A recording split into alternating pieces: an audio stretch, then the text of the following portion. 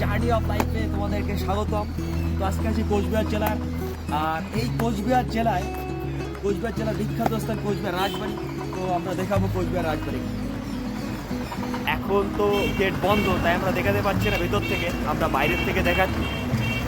আর আমার সঙ্গে রয়েছে দীপঙ্কর। এই রাজবাড়ি প্রসঙ্গে একটি ছোট্ট কথা, এই যে স্ট্রাকচারটি দেখতে পাচ্ছ, এটা ইতালি রেনেসাঁস আর্কিটেকচারের আদলে তৈরি, আর পাশেই রয়েছে রাজবাড়ি পার্ক। তো বন্ধুরা, আর এই কোচবিহার শহরের কিছু বিগ বিউটি।